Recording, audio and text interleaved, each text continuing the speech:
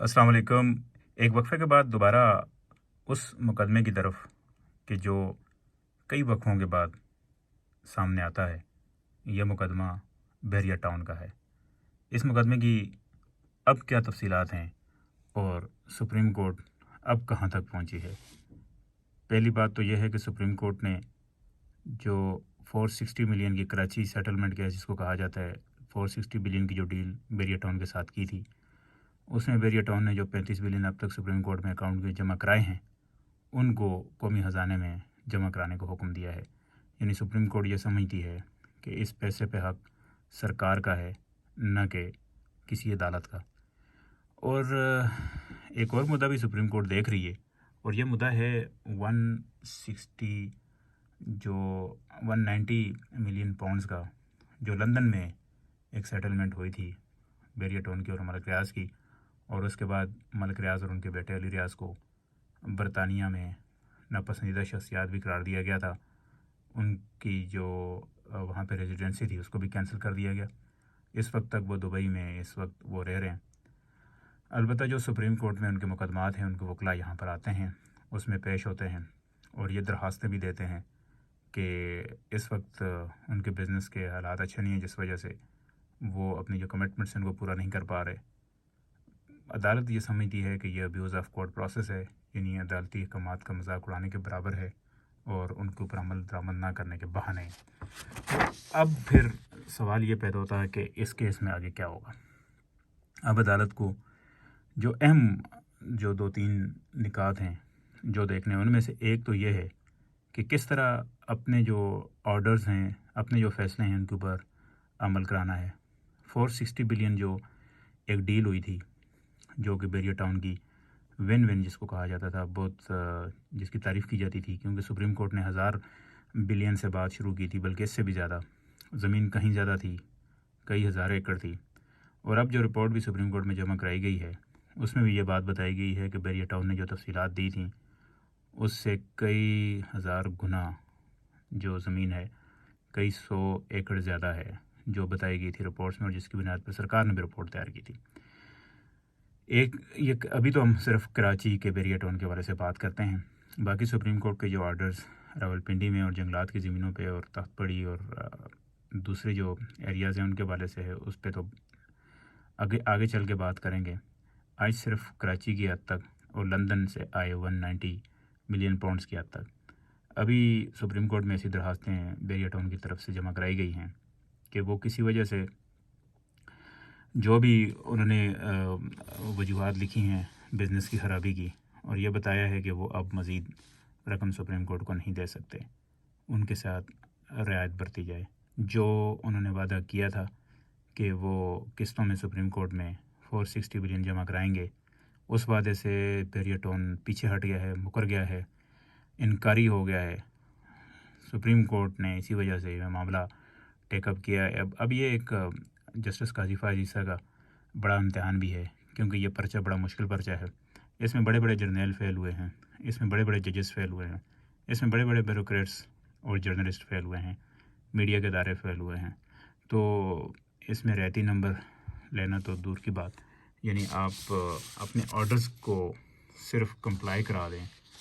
तो इसी को आप पास होना कहते हैं। अब इस वक्त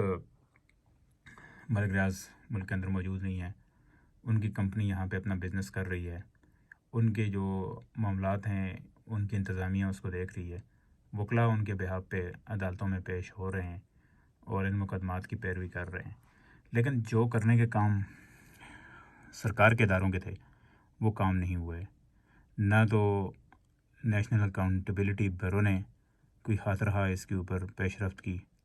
ना वो लैंड रिट्रीव कराई गई, ना उस लैंड के जो जिस पे कब्ज़ा हो सका था उसके पैसे सुप्रीम कोर्ट लेने में कामयाब हो सकी है। तो ये आगे चल के फिर होगा क्या? अब ये एक दिलचस्प सवाल है, क्योंकि इस वक्त तक तो जो बहरिया टाउन के करता धरता मलिक रियाज हैं, वो मुल्क से बाहर बैठ के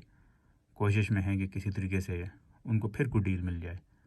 और जिसमें वो अपना फिर से कारोबार का सिलसिला वहीं से शुरू कर सकें और अपने जो मामलात हैं उनको वहीं से आगे लेके बढ़ सकें जहाँ पे उनको किसी हद तक ब्रेक लगी थी। اس وقت وہ عدالتوں کو القادر ٹرسٹ کیس میں بھی مطلوب ہیں، یعنی نیشنل اکاؤنٹیبلٹی بیورو نے جہاں پہ سابق وزیر اعظم عمران خان کے خلاف ریفرنس بنایا ہے القادر ٹرسٹ کا، تو وہاں پر اب ملک ریاض کو بھی اس ریفرنس میں امپلیکیٹ کیا ہے، شامل کر لیا ہے، ان کا نام بھی شامل ہو گیا ہے۔ اب کہا یہ بھی جا رہا ہے کہ ملک ریاض کے اوپر یہ دباؤ بھی بڑھایا جا رہا ہے کہ وہ اپروور بن جائیں، یعنی وعدہ معاف گواہ بن جائیں عمران خان کے خلاف، جو القادر ٹرسٹ کی زمین، جو یونیورسٹی جہاں پہ ایک عمران خان بنانا چاہ رہے تھے، تو اس کے حوالے سے وہ گواہی دیں کہ وہ عمران خان نے وزیر اعظم ہوتے ہوئے اور حکومتی دباؤ ان کے اوپر ڈالتے ہوئے وہ زمین ان سے لی تھی۔ بہرحال یہ کوئی عمران خان کی ذاتی فائدے کی زمین تو نہیں تھی، یہ ایک ویلفیئر پرپس کے لیے تھی، لیکن جو نیب نے اعتراض اٹھایا ہے وہ یہی ہے کہ جو پروسیس ہے وہ اس طرح کر کے شو کیا گیا ہے کہ فائدہ جس سے عمران خان، ان کی وائف، یعنی ان کے لیے جو بشرا بیگم ہیں، ان کو ہوا ہے، اور فرح گوگی کا نام لیا جاتا ہے، اور یہ کہا جاتا ہے کہ یہ اس کے بدلے بہت سارے فائدے ملک ریاض کو دیے گئے، اور ملک ریاض نے اونے پونے یعنی مفت میں اتنی ساری زمین اس وقت کے وزیر اعظم اور ان کی بیگم کے نام کی، ان کے ٹرسٹ کے نام کی، ٹرسٹی ہیں اس میں عمران خان۔ اس پہ تو بعد میں بات کریں گے کہ ان کی کتنی لیبلٹیز بنتی ہے اور کس طرح یہ بہت سارے جو ویک کیسز ہیں نیب کے، ان میں سے ایک بہت ہی ویک کیس ہے جو عمران خان کے اوپر بنایا گیا، لیکن جو مضبوط کیس تھا اس کو چھوڑ کے کمزور کیسز کے پیچھے نیب کا جانا، نیب کی اپنی تاریخ ہے، اور شاید نیب اپنی اس تاریخ سے کسی صورت اس کو چھوڑنا نہیں چاہتا، اس سے منہ موڑنا نہیں چاہتا۔ اس وقت جو نیب ہے اس کے سربراہ ایک ریٹائرڈ جرنیل ہیں، اس سے پہلے بھی ریٹائرڈ جرنیل اور اعلیٰ سروس جرنیل یہاں پہ اپنی خدمات انجام دے چکے ہیں، اور قوم کی البتہ کوئی خدمت ایسی نہیں ہو سکی۔ اس ادارے کو زیادہ تر سیاستدانوں کو، سیاسی جماعتوں کو ان کے اگینسٹ اس کو استعمال کیا گیا ہے، کوئی بہت بڑی ریکوریز نیب نے نہیں کی ہے، اور اگر بات سیاستدانوں کی اور سیاسی جماعتوں کی کریں تو ان سے خاص طور پہ کچھ بھی ریکور نہیں کیا ہے۔ بہت ساری وجوہات ہیں، آگے چل کے ان کے اوپر بات کرتے رہیں گے کہ نیب اس میں کیوں ناکام ہوتا ہے، لیکن جو پرچہ جس میں نیب کو کامیاب ہونا چاہیے تھا وہ بیریا ٹاؤن تھا، اور اس پرچے میں بھی نیب ناکام ہوا، حالانکہ سپریم کورٹ نقل کراتی رہی کہ یہاں پر گڑبڑ ہے، یہاں پہ کرپشن ہے، یہاں پہ بدعنوانی ہے، یہاں پہ زمین پہ قبضہ ہوا ہے، یہاں پہ پبلک انٹرسٹ یہ سرو ہوا ہے، یہاں پہ لوگوں کا پیسہ غبن ہوا ہے، لیکن اتنے سارے کلوز دینے کے باوجود، اتنی ساری مدد کے باوجود، یہ وہ نالائق اسٹوڈنٹ ہے کہ جو پھر بھی اپنے آپ کو رہتی نمبر سے بھی پاس کرانے میں ناکام ہوا ہے۔ یہ کیا وجوہات ہیں؟ بیریا ٹاؤن اتنا تگڑا کیوں ہے؟ یہ سوال تو ایسے ہیں جو عام آدمی کے ذہن میں آتے ہیں۔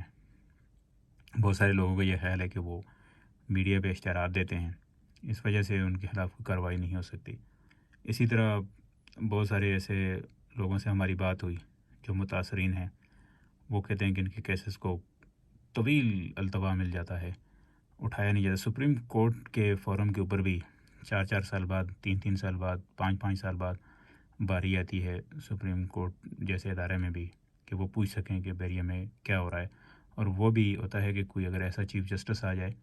جو پوچھے تو پھر وہ کیس لگتا ہے، ہاتھ رہا جوابات پھر بھی نہیں آتے، پورا جواب یا عمل درآمد والی بات تو دور کی بات ہے، پھر یہ کیسز اس طرح کر کے ملتوی ہو جاتے ہیں کہ جیسے کچھ ہوا ہی نہیں تھا۔ سرکار بھی ادھری ہے، ادارے بھی ادھری ہیں، زمین بھی ادھری ہے، اور بننے والے مکانات، منزلیں، کمرشل پلازے اور سب کچھ بھی یہیں پر ہے، لیکن عدالتوں کے ہوتے ہوئے بھی، عدالتی فیصلوں کے ہوتے ہوئے بھی کسی بھی فیصلے کے اوپر عمل درآمد ہوتا نظر نہیں آ رہا ہے۔ یہ وہ فیٹ ہے جو ہمیں بتا رہی ہے کہ بیریا ٹاؤن اس وقت کیسے ریاست سے زیادہ اور ریاستی اداروں سے زیادہ مضبوط ہے، کہ ان کے خلاف وہ کارروائی ابھی تک نہیں ہو پا رہی ہے۔ آگے چل کے ان تفصیلات کو بھی جانیں گے کہ آخر کیوں اس طرح ہوتا ہے، کہ کیا وجوہات ہیں کہ ان مقدمات میں کوئی زیادہ پیش رفت ممکن نہیں ہو پاتی۔